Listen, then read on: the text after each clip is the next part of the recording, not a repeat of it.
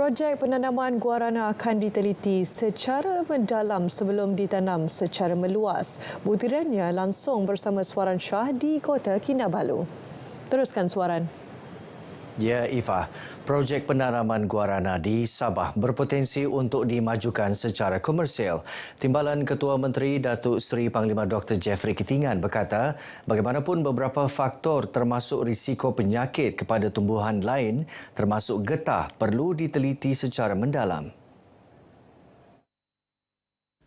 Beliau yang juga Menteri Pertanian, Perikanan dan Industri Makanan berharap rumusan kajian dan penyelidikan berkaitan tumbuhan berkenaan dapat disiapkan segera untuk dibincangkan dalam Kabinet Negeri.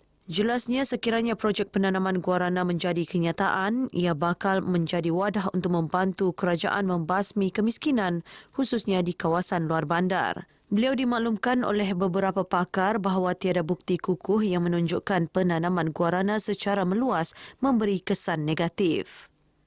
Kalau kita mau tanam ini, kita kena ada peraturan, protokol, good agriculture practice, maybe tanam organik, jangan taruh chemical lah begitu. So there must be some regulation, some peraturan supaya kalaupun kita tanam, we have to be very, very careful to make sure it is safe. Beliau ditemui pemberita selepas menyempurnakan majlis perasmian persidangan guarana antarabangsa Borneo Big C di Kota Kinabalu. Golongan pesara antara kebanyakan mangsa penipuan jenayah cyber di negara ini. Sehubungan itu, Persatuan Pesara Kerajaan Sabah PPKS mengambil beberapa inisiatif bagi membantu pesara daripada mangsa penipuan tersebut. Presiden PPKS Dato' Wilfred Lingham berkata ia termasuklah mengadakan kempen kesedaran terhadap penipuan cyber dengan kerjasama agensi terlibat pada Oktober depan. Ia akan dilaksana di 21 cawangan PPKS seluruh negeri. Banyak kali nampak dalam social media yang telah di-scam dan kehilangan ratusan ribu, bukan kecil. Maka itulah we feel that we should address that problem quickly. Walaupun di Sabah belum ada, tapi ada banyak sudah pesara lain tempat. Dalam pada itu, beliau memaklumkan PPKS akan menganjurkan Majlis Malam Suara Emas dan Pesara di Kota Kinabalu Sabtu ini. Majlis berkenaan bagi menghargai sumbangan ahli persatuan. Setakat ini, PPKS mempunyai 5,915 ahli dan menyasarkan 6,000 keahlian tahun ini. Pelbagai tarikan baharu akan ditonjolkan dalam Festival Kraft Borneo FKB 2024 yang berlangsung selama 18 hari bermula 26 September ini di Pusat Beli Belah Wan Borneo, Kota Kinabalu. Pengarah Perbadanan Kemajuan Kraftangan Malaysia Cawangan Sabah, Abdul Rahman Omar berkata, festival itu mengetengahkan pelbagai kraf Malaysia khususnya Sabah dan Sarawak untuk menggalak pembudayaan seni kraf dalam kehidupan seharian. Tahun ini kita mengenengahkan pelbagai tarikan baru. Contohnya kita ada bawa komuniti-komuniti kraft. Lepas tu kita ada pengusaha kraft daripada Sabah dan Sarawak dengan identiti produk masing-masing. Lepas tu kita juga sebagaimana saya maklumkan sebelum-sebelum ni adalah untuk memastikan Festival Kraft Borneo ini kita ada produk-produk baru, contohnya batik Malaysia. Beliau ditemui RTM selepas menjadi tetamu khas di Konti Sabah FM. Seramai 68 usahawan kraft dari Sabah, Sarawak dan Semenanjung menyertai jualan kraft sepanjang festival berkenaan. Produk kraft termasuklah kraft bermotifkan manik, batik dan anyaman. Pelbagai pengisian lain antaranya pameran kraft, pertandingan FKB Idol, Ratu Cilik dan kuis. Sementara itu di Keningau, Taman Bandukan Music Festival TBMF 2024 akan diadakan di Taman Awam Bandukan Keningau bermula 29 November hingga 1 Disember depan. Pegawai Daerah Keningau merangkap pengerusi Majlis Tindakan Pelancongan Daerah Keningau, Peter Jonu Moinjil. Penganjuran edisi ketiga itu diharap dapat menarik pelancong dan membantu merancangkan sektor ekonomi berkaitan. Satu lagi daya tarikan utama di daerah Keningau dan kita akan jadikan ini sebagai acara tahunan lah untuk menarik dan mempromosi daerah Keningau supaya lebih ramai lagi pelancong dari dalam dan luar untuk berkunjung ke daerah Keningau dan seterusnya merancangkan aktiviti ekonomi dari segi sektor perhotelan, restoran dan juga kraftangan lah. Beliau ditemui RTM selepas mempengerusikan mesyuarat ahli jawatan kuasa penganjur TBMF 2024.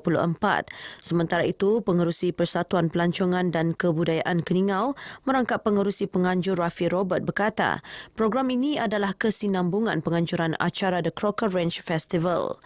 Jelasnya, program seumpama mampu memberi impak kepada sumber ekonomi penduduk di samping mempromosi produk pelancongan tempatan di Keningau.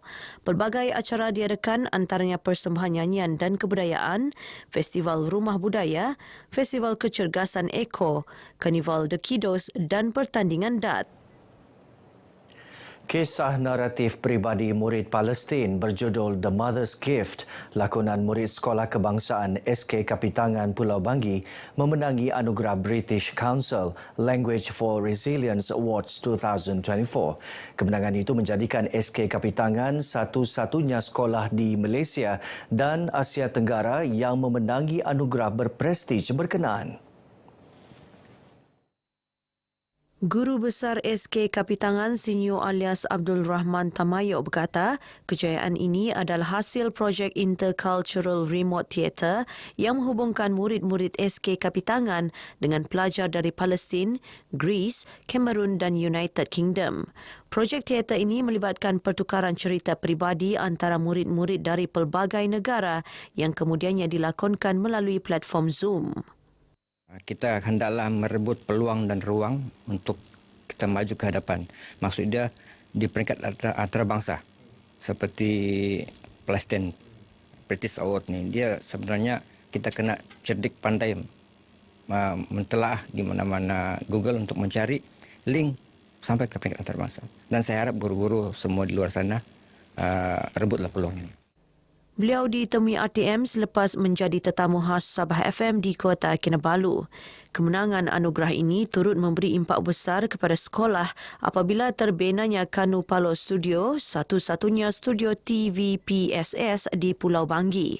Dengan bantuan peralatan canggih dan kemudahan internet berkuasa tinggi seperti Starlink, SK Kapitangan kini semakin maju dalam pembelajaran digital meskipun terletak di kawasan pedalaman. SK Kapitangan kini menantikan siaran langsung rakaman teater dari London yang dijangka akan ditayangkan dalam masa terdekat yang pastinya akan menjadi detik bersejarah buat sekolah ini. Inisiatif memperkasa modal insan melalui pemberian beasiswa, usaha menoktahkan kemiskinan serta penyelesaian 11 perkara dalam rundingan Perjanjian Malaysia 1963 MA63 antara komitmen kerajaan negeri yang berjaya dilaksana. Pembantu Menteri kepada Ketua Menteri Datuk Nizam Abu Bakar Titingan berkata, usaha itu akan diteruskan dengan lebih banyak pembangunan pada masa akan datang. Banyak pencapaian yang telah kita capai. Hasil negeri kita semakin tahun demi tahun meningkat. Dan kita juga baru-baru ini telah diumumkan mendapat peningkatan daripada pemberian khas daripada 300 juta tahun ini akan ditingkatkan kepada 600 juta. Dan hasil-hasil di negeri ini sebenarnya kita serahkan kembali kepada rakyat. Beliau berkata demikian selepas merasmikan mesyuarat Parti Gagasan Rakyat Dun Balung. Sementara itu, Ketua Bahagian Parti Gagasan Rakyat Dun Balung, Datuk Hamil Dawang berkata, pihaknya akan terus menjaga kebajikan dan keperluan masyarakat di kawasannya. Kita akan cuba meningkatkan ekonomi sosial rakyat kita. Dan lepas tu, kita akan juga berusaha untuk membantu sedaya upaya bagi mendapatkan bantuan para anak belia-belia kita, anak-anak sekolah kita yang ingin melanjutkan pelajaran ke Menara Gading dan juga bantuan-bantuan yang ada. Baik saudara, sekian perkongsian dari Sabah untuk petang ini. Untuk lebih banyak perkembangan semasa, teruskan bersama IFA. Salam Malaysia Medani dari Sungai ke Segara, Palestin, pasti merdeka. Silakan Ifa. Baik, terima kasih Suaran.